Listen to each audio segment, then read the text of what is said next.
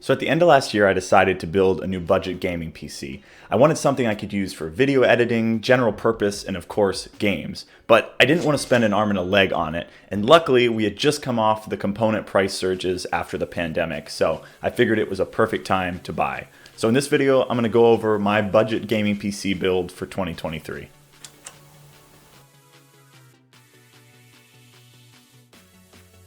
So let's talk components. And first of all, keep in mind that component pricing is very volatile. It can go up and down in price. And of course, as I'm filming this video, my GPU has gone up in price by $200 since I first bought it. So it's always best to do a bit of research before you start building and shop around and even look on eBay for used if nothing else is available. So I actually built a second PC with Allison that had almost identical components except for the graphics card and then the white case. And I found her a GTX 1660 Super, which is still a great card at a great price, but it's a little bit cheaper of a card because it's a bit older. So for the case, I chose an Antec NX410 mid-tower ATX case, and I kind of wanted something that was a bit bigger than the components I was actually putting in it because I wanted to be able to upgrade in the future, and I thought it had a really cool minimalist look to it. It has plenty of built-in fans, and it has some pretty basic RGB, so it's all good.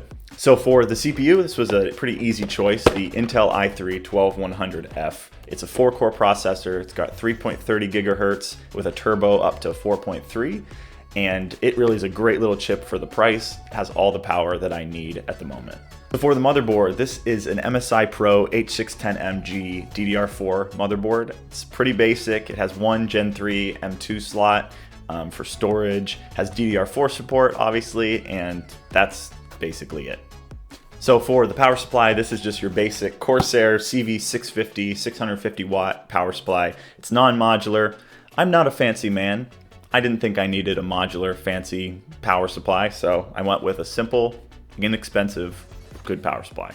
So for the main event, the GPU, the graphics card, I got a MSI GeForce RTX 2060 6GB card, and it's a big, beefy, solid, couple generations old, but it still runs great. So I picked up a SanDisk NVMe SSD for the OS, and then a larger T-Force Vulkan 1TB SATA SSD drive just for storage and data, and both have worked great. I haven't had any issues.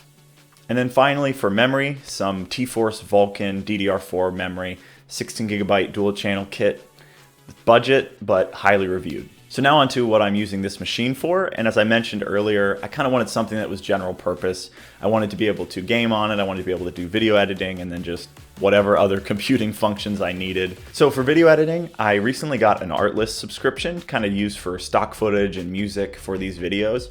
But with that, you also get access to the HitFilm software, which is made by the old FX Home, which is like one of the first video editing programs that I ever used. So I figured I'd give it a try. And I mean, I've used Premiere, I've used Final Cut in the past. I like both of them. I'm very well versed in them, and I could very well switch to them in the future. But for now, I've been using HitFilm, and it's kind of fun to use a new editing program and kind of learn it. And so far, it's worked great. So for general use, obviously email, I use the Google Drive suite for all my shot lists, my scripts, my outlines for these videos. So then in terms of games, mostly FPS games I play online with my friends, but I play others as well, like Minecraft, Witcher. So I'm sure you're wondering, does it live up to all the hype as a budget build? Can it run Minecraft at blazing fast frame rates? So let's find out.